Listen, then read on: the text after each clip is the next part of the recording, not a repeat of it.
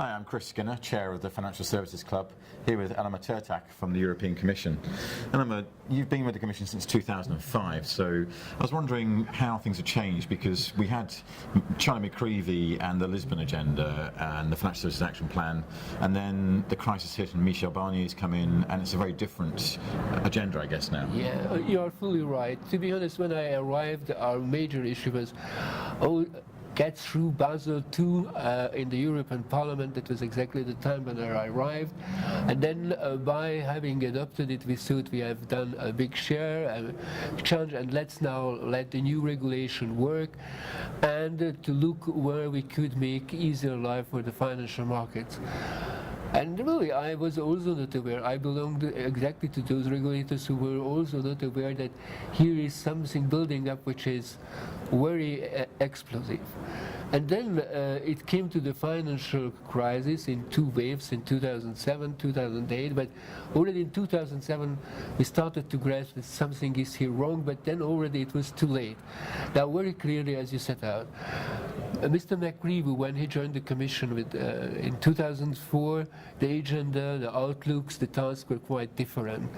And then after the crisis broke out, very famous banana skin report, which comes, by the way, here from London, it was the first time that they also have not set on the first place of the problem too much regulation. Rather, it came to the surprising problem that maybe liquidity is more important issue and perhaps more regulation would have been required. And this sets the frame for the new era, on which era Mr. Barnier joined, and his major task and his commitment and his pledges to implement the newly agreed rules, which should foster and have and stabilize the financial markets and reinstall the confidence in the market, which is very important. So I saw Basel II to burn, and I will see how we carry it to the cemetery. Yeah. I guess it Within leads 5 to years. this challenge, which is we had a very clear agenda with things like the Payment Services Directive. And then with the crisis hitting, the de Larosière report, the liquidity and Basel III and all the other things that are now on the agenda, does it make the previous agenda less important?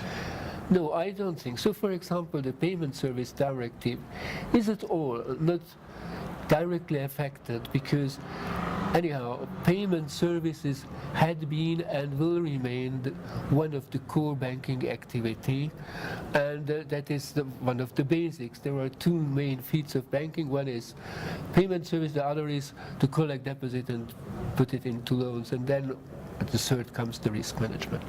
Now, I think, of course, at one sense it has an impact, because now you have to focus on very many things.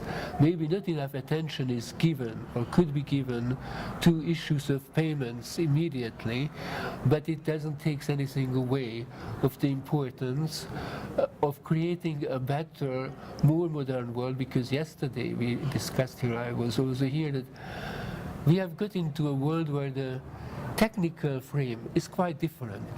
Who had, let us say, 20 years ago, just 20 years, no, even I would say 10 years ago, there were very few people who have had handy. Today we are in a situation where more people do have a handy as they have a bank account. So it would be very evident that people would expect that they are offered solutions that they can use their handy not only for chatting, for looking at internet, for mailing, but also, if needed, for making contactless payments. And on this conference, this is top on the agenda, but this needs solution, legal and technical solution, standardization, and this shows that there is something. And people, if they get what they want, they are even willing to pay for it.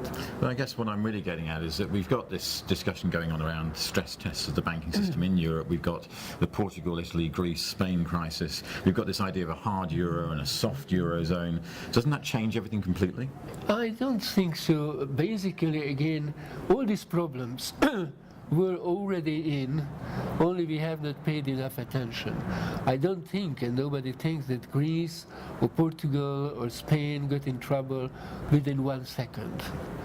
It has built up, only not enough attention has been paid to it.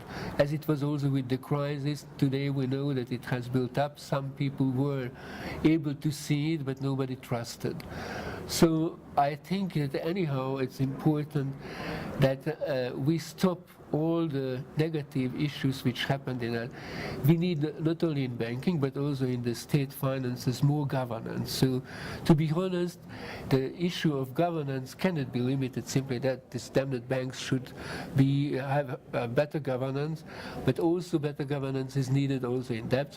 And this, to be honest, even outside of the Eurozone are a problem.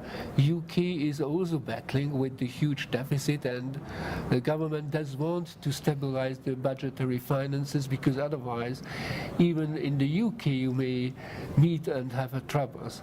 So I think these issues we have to learn, and we have now to get out of the consequences. But the good news is that at least we have realized what are the issues we have not focused before, to which we should have, and now we know how to act. The question is, do we act quickly enough, and do we act cleverly? That's of course not to me to judge. But if you were using your crystal ball looking forward, 5 or 10 years from now, do you think we'll still be in a Eurozone with 16 members or more? And will we have a much more robust financial system? And will the Financial Services Action Plan, the Lisbon Agenda, have been delivered? Look, I would say in the following way. Potentially, if we look to the figures, there is the capability of the Eurozone to cope with the problems. So the strength is not there, but the question is, can we align, or can the member states align on the new rules? Can they adapt themselves to these new rules, and how quickly they can do that? So both is possible. I'm rather optimist, not because I'm used to be or I should have to be, but I'm optimist because there is too much vested interest in the euro.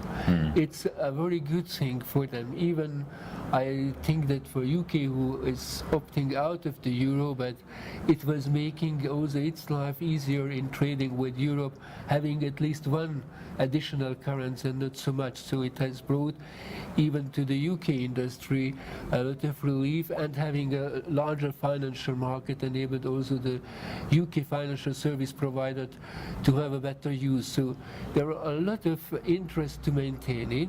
The issue is that, of course, belonging to that zone raises a lot of issues, especially for countries where there is a fiscal problem, how they can adjust themselves. Because if you are outside, you can revaluate your currency, and this is a way of adjustment. This is the way you count within the frame. But at all, let's hope that it will be possible. And you know, if there is enough trust and confidence, this confidence and trust can even move mountains. I just hope for that. Merci bien. Nice to see you again, Elemer. Thank you very Take care. much. Thank you.